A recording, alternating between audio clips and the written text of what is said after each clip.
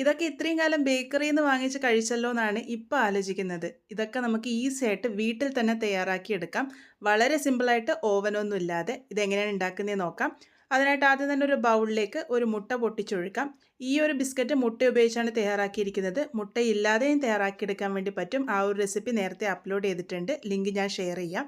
ഇതിലേക്ക് അര കപ്പ് പൊടിച്ച പഞ്ചസാര ചേർത്ത് കൊടുത്തിട്ടുണ്ട്. കൂടെ തന്നെ ഒരു ഫ്ലേവറിനായിട്ട് അര ടീസ്പൂൺ വാനില എസൻസും കൂടെ ചേർത്ത് കൊടുത്ത് നല്ല പോലെ തന്നെ ഒന്ന് മിക്സ് ചെയ്തെടുക്കാം. വാനില എസൻസ് ഇല്ലാന്നുണ്ടെങ്കിൽ ഒഴിവാക്കിയാലും കുഴപ്പമില്ല. പകരം ഏലക്ക പൊടി വേണമെങ്കിൽ ഉപയോഗിക്കാവുന്നതാണ്.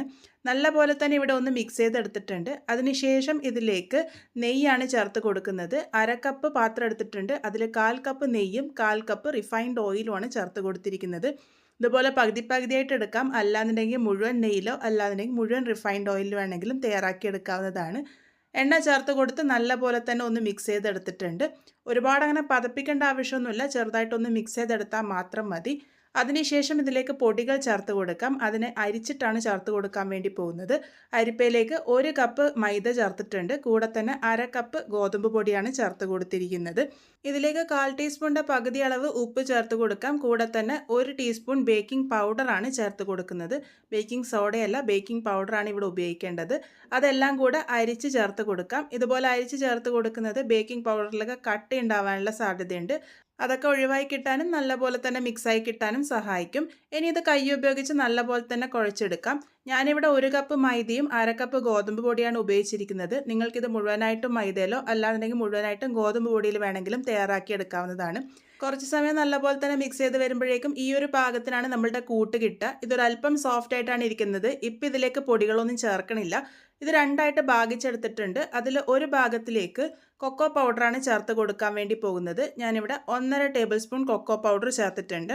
2 ഫ്ലേവറിലായിട്ടാണ് ഇത് തയ്യാറാക്കി എടുക്കാൻ വേണ്ടി പോകുന്നത്. നിങ്ങളുടെ കയ്യിൽ കൊക്കോ പൗഡർ ഇല്ലാന്നുണ്ടെങ്കിൽ മുഴുവനായിട്ടും ഒരു ഫ്ലേവറിൽ തയ്യാറാക്കിയെടുത്താലും മതിയാകും.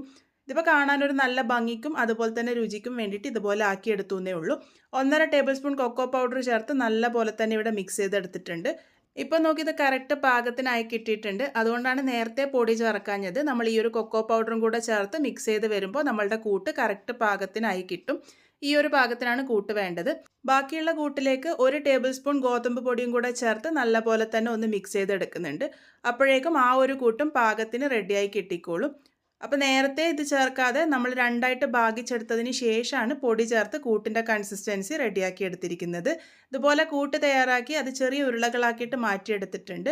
ഉരുളകളുടെ വലുപ്പമൊക്കെ നിങ്ങളുടെ ഇഷ്ടാനുസരണം കൂട്ടും കുറക്കൊക്കെ ചെയ്യാം. ഇതിൽ വാനില ഫ്ലേവറിലുള്ള ഒരു ഉരുളയെടുത്ത് ഇതുപോലെ ഒന്ന് ഉരുട്ടിയെടുക്കുക. അതിനുശേഷം ഇതിൻ്റെ നടുഭാഗത്തേക്കായിട്ട് ചോക്ലേറ്റ് ഫ്ലേവറിലുള്ളതും കൂടെ വെച്ച് കൊടുത്ത് നല്ല പോലെ തന്നെ ഒന്ന് ഇതുപോലെ സീൽ ചെയ്തെടുക്കുക. നമ്മൾ സാധാരണ കുഴക്കട്ടയൊക്കെ തയ്യാറാക്കി എടുക്കുന്ന പോലെ ഒന്ന് ചെയ്തെടുത്താൽ മതി. ഇതുപോലെ ഒന്ന് ചെയ്തെടുത്തതിന് ശേഷം നല്ല പോലെ തന്നെ ഒന്ന് ഉരുട്ടിയെടുക്കാം.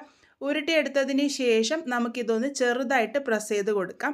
ഒരുപാട് പരത്തേണ്ട ആവശ്യമില്ല. ചെറുതായിട്ട് പ്രസ് ചെയ്തതിന് ശേഷം നടുവേ രണ്ടായിട്ട് ഭാഗിച്ചെടുക്കാം. അതിനുശേഷം വീഡിയോയിൽ കാണിച്ചിരിക്കുന്നത് പോലെ ഒന്ന് അമർത്തി ഷേപ്പ് ചെയ്തെടുക്കുകയാണ് ചെയ്യുന്നത്. ഇതുപോലെ ഷേപ്പ് ചെയ്തെടുത്തതിന് ശേഷം ഇതിൻ്റെ മുകളിലേക്ക് ഒരു ഡിസൈനായിട്ട് കത്തിയുടെ ബാക്ക് ഭാഗം ഉപയോഗിച്ച് ഇതുപോലെ ഒന്ന് വരഞ്ഞു കൊടുക്കുന്നുമുണ്ട്. ഇതൊക്കെ കാണാൻ ഭംഗിക്ക് വേണ്ടി ചെയ്യുന്നതേ ഉള്ളൂ. ഇതൊന്നും ചെയ്തില്ലെങ്കിലും കുഴപ്പമൊന്നുമില്ല. അപ്പോൾ ഈ ഒരു രീതിക്കാണ് ഈ ഒരു ബിസ്ക്കറ്റ് റെഡിയാക്കി എടുക്കുന്നത്. നിങ്ങൾക്ക് ഇഷ്ടമുള്ള ഏത് ഷേപ്പ് വേണമെങ്കിലും കൊടുക്കാവുന്നതാണ്.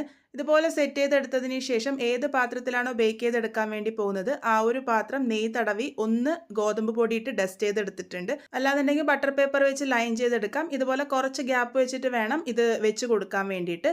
ഓവൻ സെറ്റപ്പ് നമ്മളിവിടെ നേരത്തെ തയ്യാറാക്കി വെച്ചിട്ടുണ്ട്. ഒരല്പം വലിയൊരു അലുമിനിയം പാത്രത്തിൽ കുറച്ച് ഉപ്പിട്ട് ഒരു സ്റ്റാൻഡും വെച്ച് ഹൈ ഫ്ലെയിമിൽ 5 മിനിറ്റ് നേരം പ്രീഹീറ്റ് ചെയ്തതിന് ശേഷം വേണം ഈ ഒരു പാത്രം ഇതിലേക്ക് ഇറക്കി വെച്ച് കൊടുക്കാൻ.